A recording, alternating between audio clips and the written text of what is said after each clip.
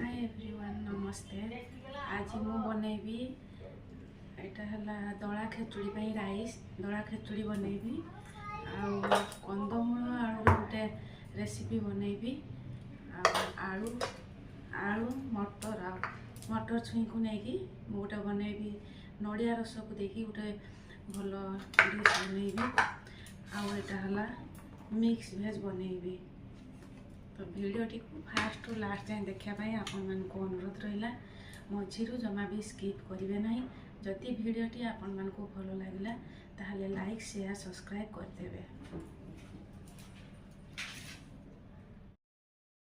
प्रथम आपण मैंने गैस ऑन करी गोटे कढ़ई बसई ने कढ़ई रे गोटे चामच देसी घी देदेवे तापर से घी गरम है तेजपत्र इलायची लवंग आउ जायत्री पकईकी टिके भाजी नेबे। तापर आपण माने एठी मु नेइची दला खिचुड़ी पकेट आसुची गोटे आपण माने सेटा भी आनी परिबे नले निजे भी चाउल आउ डाली को मिसेकी करि परिबे। मो पकेट थिला से दला खेचुड़ी पकेट सेटा को धोईकी मु एबे बनौची दला खेचुड़ी बनौची ताकू ता सहित मिसई देबे घी सहित मिसेकी भल भाव टिके भाजी देबे तार पानी छाड़ला जाए टिके भाजी नेबे।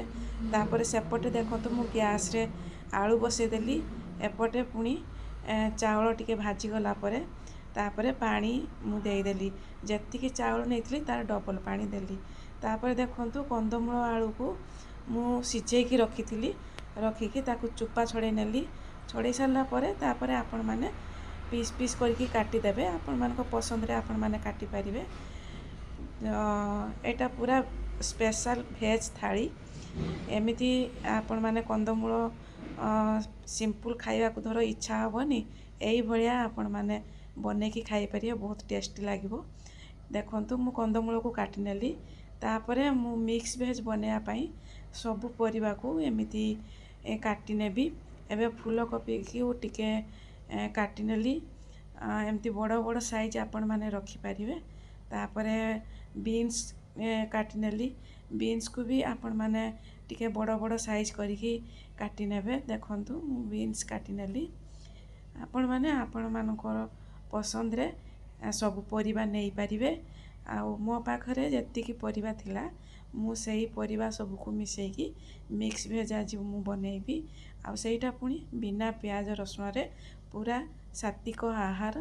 आउ एबे देखंतु मु बीट गोटे काटी नेली बीट एई भलिया आपण माने चुपा को छड़े देबे छड़ेकी तापर टिके पतला पतला करिवे आउ टिके बड़ साइज रो करिकी काटी नेबे।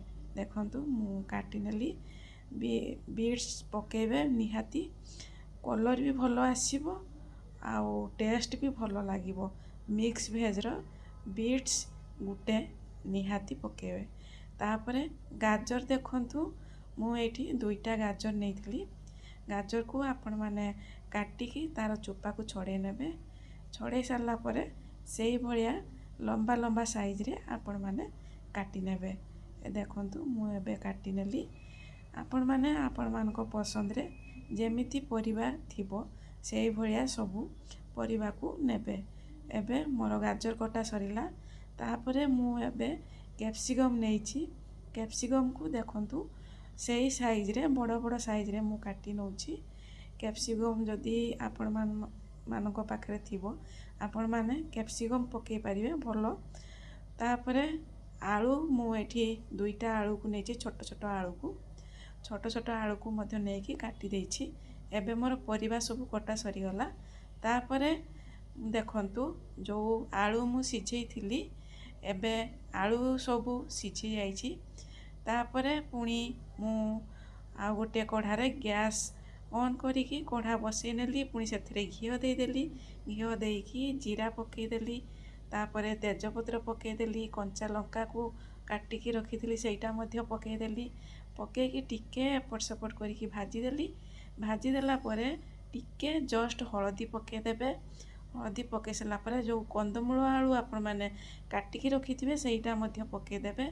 ता उपरे बीट लुण गोलमर्च चिली फ्लेक्स जीरा गुंड आउ धनिया गुंड सबू पकईकी ଆଉ ଟିକେ ଗରମ ମସଲା ପକାଇଦେବେ, ତାପରେ ତାକୁ ଭାଜି ନେବେ।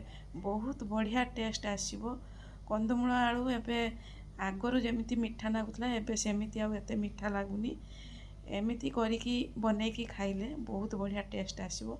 ତାପରେ ଆପଣମାନେ ଟିକେ ଭାଜି ନେଲା ପରେ ତାପରେ ଧନିଆ ପତ୍ରକୁ ଆପଣମାନେ ରଖିଥିବେ ଧୋଇ ଧାଇକି ସେଇଟାକୁ ଏମିତି ଛିଡ଼େଇ ନେବେ, ନହେଲେ କାଟିକି ବି ରଖିଥିଲେ ତା ଉପରେ ପକାଇ ପାରିବେ।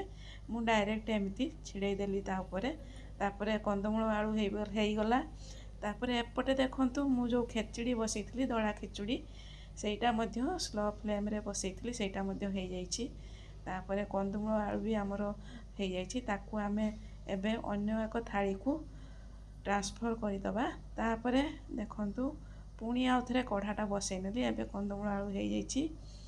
ତାପରେ ସେଇ କଢ଼ାରେ ଆଉ ଥରେ ଅଏଲ୍ ଦେଇଦେବା।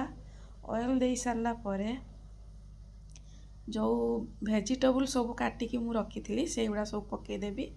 ପକାଇ ଦେଇ ସାରିଲା ପରେ ଲୁଣ ହଳଦୀ ଦେଇକି ତାକୁ ସ୍ଲୋ ଟୁ ମିଡ଼ିୟମ୍ ଆଞ୍ଚରେ ରଖିବେ।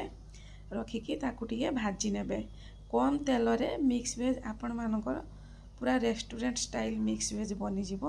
ଦେଖନ୍ତୁ ତାର ମସଲା ପାଇଁ ମୁଁ ଟମାଟୋ ନେଲି, କାଜୁ ନେଲି, ଅଦା ଲଙ୍କା ଆଉ ସେତିକି ନେଇକି ମୁଁ ଏବେ ପେଷେଇ ଦେବି। ତାପରେ ଏବେ ଦେଖନ୍ତୁ ମିକ୍ସ ଭେଜ୍ ବି ଆମର ସିଝି ଯାଇଛି। ତାକୁ ମୁଁ ଆଉ ଗୋଟେ ପ୍ଲେଟ୍ର ଟ୍ରାନ୍ସଫର୍ କରିଦେଲି। ତାପରେ ପୁଣି ଆଉ ଥରେ କଢ଼ା ବସେଇକି ଅଏଲ୍ ଦେଇଦେଲି, ଜିରା ଦେଇଦେଲି, ତେଜପତ୍ର ଦେଇଦେଲି, ହିଙ୍ଗୁ ଦେଲି। ହିଙ୍ଗୁ ଦେଇ ସାରିଲା ପରେ ତାକୁ ଟିକେ ଆପଣମାନେ ଭାଜିଦେବେ। ଆଉ ଯେଉଁ ମସଲାକୁ ଆପଣମାନେ ଗ୍ରାଇଣ୍ଡିଙ୍ଗ କରିକି ରଖିଥିବେ ସେ ମସଲାକୁ ଏବେ ପକାଇକି ତାକୁ ଭଲ ଭାବରେ କଷି ନେବେ।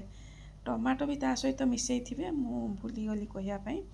ତାପରେ ଜିରା ଗୁଣ୍ଡ, ଧନିଆ ଗୁଣ୍ଡ, ଗରମ ମସଲା ଗୁଣ୍ଡ, ରେଡ଼୍ ଚିଲି ପାଉଡ଼ର ଆଉ କିଚେନ୍ କିଙ୍ଗ ମସଲା ନିହାତି ଦେବେ। ମୋତେ ବହୁତ ଭଲ ଲାଗେ କିଚେନ୍ କିଙ୍ଗ ମସଲା, ଆଉ ତାର ବଢ଼ିଆ ଫ୍ଲେଭର୍ ଆସେ, ସେଥିପାଇଁ ମୁଁ କିଚେନ୍ କିଙ୍ଗ ମସଲା ପକାଏ। ଆଉ ଏଇଠି କିଚେନ୍ କିଙ୍ଗ ମସଲା ପକାଇଛି, ତାକୁ ଦେଖନ୍ତୁ ମୁଁ ଭଲ ଭାବରେ କଷି ନେଲି ମସଲା ସବୁକୁ। ତାପରେ ଏବେ ଯେଉଁ ଭେଜିଟେବୁଲ୍ ସବୁ ଭାଜିକି ରଖିଥିଲି ସେଇଗୁଡ଼ିକ ସବୁ ଏବେ ପକାଇକି ତାକୁ ଭଲ ଭାବରେ ମସଲା ସହିତ ମୁଁ ମିଶାଇ ନେବି। ଦେଖନ୍ତୁ ମୁଁ ଭଲ ଭାବରେ ମିଶାଇ ନେଲି। ଏଇଭଳି ଆପଣମାନେ ମଝିରେ ମଝିରେ ଭେଜ୍ ଥାଳି ବନେଇକି ଖାଆନ୍ତୁ, ବହୁତ ଶାନ୍ତି ଲାଗିବ। ତାପରେ ଲାଷ୍ଟରେ ଆପଣମାନେ ଧନିଆ ପତ୍ରକୁ ଉପରେ ପକାଇକି ଭଲ ଭାବରେ ଆପଣମାନେ ମିଶାଇ ନେବେ। ମିଶାଇ ଦେଇ ସାରିଲା ପରେ ତାକୁ ପୁଣି ମୁଁ ଅନ୍ୟ ଏକ ଥାଳିକି ଟ୍ରାନ୍ସଫର୍ କରିଦେଲି। ଦେଖନ୍ତୁ କେତେ ସୁନ୍ଦର ଦେଖାଯାଉଛି କଲର୍, ଆଉ ମିକ୍ସ ଭେଜ୍ ବନିଗଲା। ପୁଣି ଏବେ ଆଉ ଥରେ କଢ଼ା ବସେଇକି ଅଏଲ୍ ଦେଇଦେଲି, ଜିରା ଦେଇଦେଲି, ହିଙ୍ଗୁ ଦେଇଦେଲି, ତେଜପତ୍ର ମଧ୍ୟ ଦେଇଦେଲି। ଦେଇ ସାରିଲା ପରେ ଯେଉଁ ମସଲାକୁ ଆପଣମାନେ ଗ୍ରାଇଣ୍ଡିଙ୍ଗ କରିକି ରଖିଥିବେ ଆଳୁ ମଟର ରାନ୍ଧିବା ପାଇଁ, ଏଥିରେ ମଧ୍ୟ କାଜୁ ନେବେ, ଅଦା ଟମାଟୋକୁ ଗ୍ରାଇଣ୍ଡିଙ୍ଗ କରିକି ଆଣିକି ମସଲା ବନେଇବେ। ତାପରେ ଦେଖନ୍ତୁ ଜିରା ଗୁଣ୍ଡ, ହଳଦୀ ଗୁଣ୍ଡ, ଲଙ୍କା ଗୁଣ୍ଡ ଆଉ ଗରମ ମସଲା ଗୁଣ୍ଡ ଏଇସବୁ ପକାଇଲି। ପକାଇ ସାରିଲା ପରେ ମସଲାକୁ ଟିକେ ସିଝିବା ପାଇଁ ଛାଡ଼ିଦେଲି। ଏଥିରେ ମଧ୍ୟ ମୁଁ କିଚେନ୍ କିଙ୍ଗ ମସଲା ୟୁଜ୍ କଲି। କରିସାରିଲା ପରେ ଦେଖନ୍ତୁ ମସଲା ଆମର ଅଏଲ୍ ଛାଡ଼ି ଯାଇଛି ଆଉ ବହୁତ ବଢ଼ିଆ ମସଲା ହୋଇଯାଇଛି। ତାପରେ ଆପଣମାନେ ଯେଉଁ ଗ୍ରୀନ୍ ମଟରକୁ ରଖିଥିବେ ଆଗରୁ ଧୋଇକି ତାକୁ ମଧ୍ୟ ପକାଇଦେବେ। ଆଳୁକୁ ସିଝେଇକି ରଖିଥିଲି ସେଇଟାକୁ ମଧ୍ୟ ପକାଇଦେଲି। ପକାଇ ସାରିଲା ପରେ ଭଲ ଭାବରେ ଟିକେ 5 ମିନିଟ୍ କଷି ନେବେ। ଦେଖନ୍ତୁ ମୁଁ 5 ମିନିଟ୍ ସିଝେଇବା ପାଇଁ ଛାଡ଼ିଦେଲି। ଆଳୁ ତ ସିଝେଇଥିଲା, କେବଳ ମଟର ପାଇଁ ମୁଁ ସିଝେଇ ଦେଲି। ଦେଖନ୍ତୁ ମଟର ବି ସିଝିଗଲା। ତାପରେ ମୁଁ ନଡ଼ିଆ ରସକୁ ଚିପୁଡ଼ିକି ରଖିଥିଲି ସେଇଟା ଏବେ ମୁଁ ପକାଇ ଦେଇକି ପୁଣି ଫୁଟିବା ପାଇଁ କିଛି ସମୟ ମୁଁ ଛାଡ଼ିଦେବି। ତାପରେ ଟେଷ୍ଟ ଆକର୍ଡ଼ିଂ ଆପଣମାନେ ଲୁଣ ପକାଇବେ, ଆଉ 2 ଚାମଚ ଚିନି ପକାଇଦେବେ। ଲାଷ୍ଟରେ ଧନିଆ ପତ୍ର ପକାଇ ଦେଇକି କିଛି ସମୟ ଫୁଟାଇ ଦେବେ। ଏବେ ଆମର ସବୁ ରେସିପି ବନିଯାଇଛି। ଦେଖନ୍ତୁ ଏଠି ଆଳୁ ମଟର ନଡ଼ିଆ ରସ ଦେଇକି ହୋଇଯାଇଛି। ତାପରେ ଏଠି ଦଳା ଖିଚୁଡ଼ି, ସେଠି ମିକ୍ସ ଭେଜ୍ ଆଉ କନ୍ଦମୂଳ ଆଳୁର ଗୋଟେ ରେସିପି ହୋଇଯାଇଛି। ଏବେ ମୁଁ ଅନ୍ୟ ଏକ ଗୋଟେ କଦଳୀ ପତ୍ରରେ ସର୍ଭ କରୁଛି। ଦେଖନ୍ତୁ କେତେ ସୁନ୍ଦର ଦେଖାଯାଉଛି। ଏଇଭଳିଆ ଦିନେ ଦିନେ ଆପଣମାନେ ବନେଇକି ଖାଆନ୍ତୁ, ବହୁତ ସୁନ୍ଦର ଲାଗିବ ଆଉ ଶାନ୍ତି ବି ଲାଗିବ। ରହିଲି, ନମସ୍ତେ, ଜୟ ଜଗନ୍ନାଥ। ପୁଣି ଦେଖା ହେବ ଆଉ ଗୋଟିଏ ନୂଆ ଭିଡ଼ିଓ ସହିତ, ନୂଆ ରେସିପିରେ। Thank you, take care all of you.